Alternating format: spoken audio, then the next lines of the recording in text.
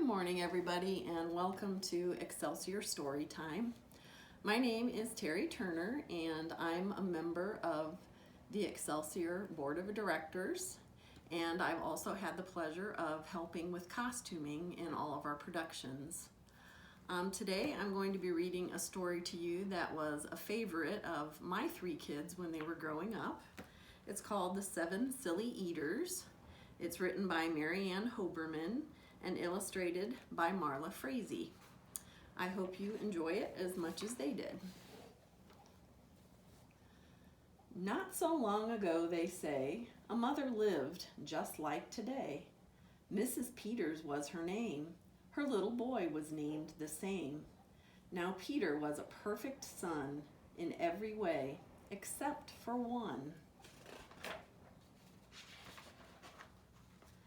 When Peter was just 1 year old, he did not like his milk served cold. He did not like his milk served hot. He liked it warm, and he would not drink it if he was not sure it was the proper temperature. But Mrs. Peters did not mind. She was a mother sweet and kind, and when his milk spilled on the floor, she patiently prepared some more. She'd take the bottle from the shelf and chuckle softly to herself, "What a silly sort of eater is my darling baby Peter."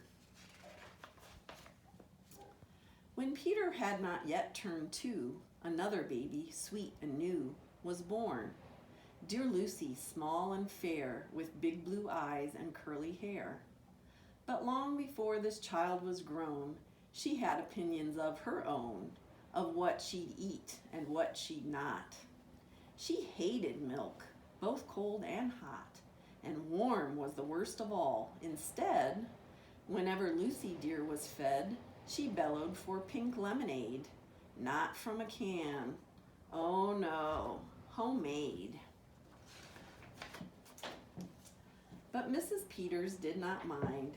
She squeezed each lemon to its rind, while mopping milk up from the floor and patiently preparing more. She'd take the lemons from the shelf and giggle softly to herself. What a silly pair of eaters are Lucy dear and Peter Peters.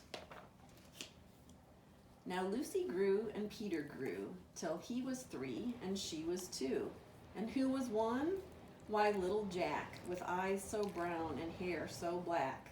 A happy baby, never cross, but all he'd eat was applesauce. Peeling apples by the pound, Mrs. Peters faintly frowned. She'd take the apples from the shelf and murmur weakly to herself, "What a silly bunch of eaters are Lucy, Jack, and Peter Peters." Peter, Lucy, and young Jack had another brother, Mac. Mac was charming, round, and plump, but if his oatmeal had a lump, Mac would dump it on the cat. Mrs. Peters hated that. But since she loved her children 4, she'd strain the oatmeal 2 times more. She'd take it from the pantry shelf and mumble sadly to herself, "What a foolish group of eaters are all my precious little Peters." Before another year was through, who came along? Why, Mary Lou. She was a darling, sweet and bright, and had a healthy appetite. That is, as long as she was fed soft and squishy homemade bread. Poor Mrs. Peters got no rest, but still she did her very best. She'd take the flour from the shelf and mutter feebly to herself, "What a fussy bunch of eaters are all my lovely little Peters." A year rolled by, the children grew. "They really are a splendid crew," sighed Mrs. Peters, pinning pins and diapering her brand new twins. Little sisters, quick and smart, impossible to tell apart, but Flo like poached eggs, Fran like fried. If she mixed them up, they cried. Tired to the very bone, Mrs. Peters groaned a groan. She'd take the eggs down from the shelf and whisper weakly to herself, "What persnickety young eaters are all my 7 little Peters." Now time went by, as time will do, and as it passed the children grew. The problem was that as they grew, their appetites kept growing too, but not their choice of what to eat. Each child continued to repeat. They wanted what they'd had before. The trouble was, they wanted more. Creamy oatmeal, pots of it. Homemade bread and lots of it. Peeling apples by the peck. Mrs. Peters was a wreck. She wiped her brow and heaved a sigh. Another year was passing by. In fact, she realized with sorrow her birthday would arrive tomorrow. Drearily she shook her head and wearily went up to bed. She thought the children had forgot her special day, but they had not. At crack of dawn they all began to carry out their secret plan. Mrs. Peters would be fed a birthday breakfast in her bed, a breakfast made of all the foods that kept them in such happy moods.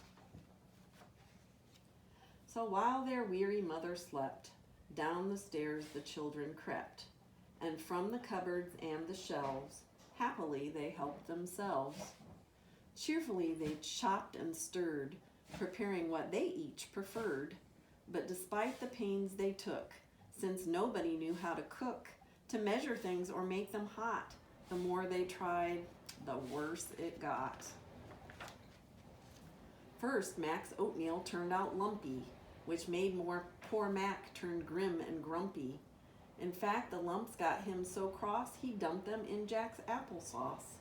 This bothered Jack so much he threw it in the dough of Mary Lou, who tossed the mishmash that made straight into Lucy's lemonade. And that put her in such a huff, she poured the icky sticky stuff into the double frying pan that held the eggs of Flo and Fran, who flung the hodgepodge on the spot into the milk in Peter's pot. But when they saw what they had done, they wished they never had begun. They'd hardly slept a wink that night, and still things hadn't turned out right.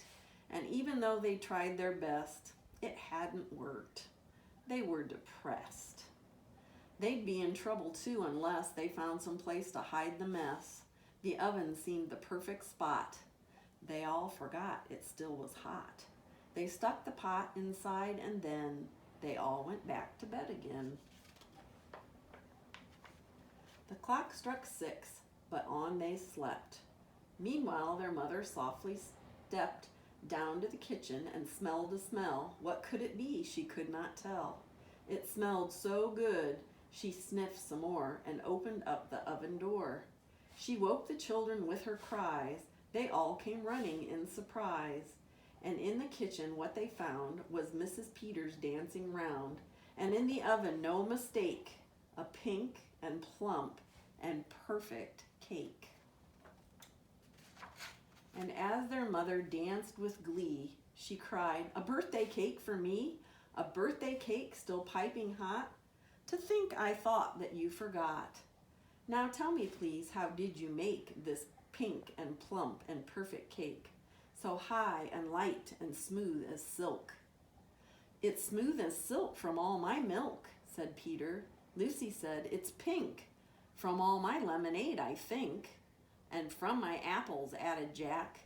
"My oatmeal made it soft," said Mac. "My bread dough too," said Mary Lou. Said Fran and Flo, "As for its size, it was our eggs that made it rise."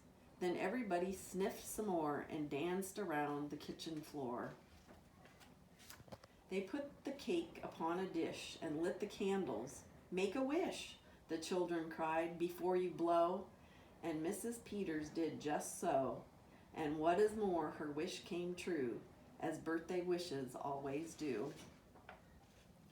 And from that day to this, 'tis said, the Peters family all is fed a single, simple meal, just one, a meal that's good for everyone, a meal on which they all agree, made from their secret recipe.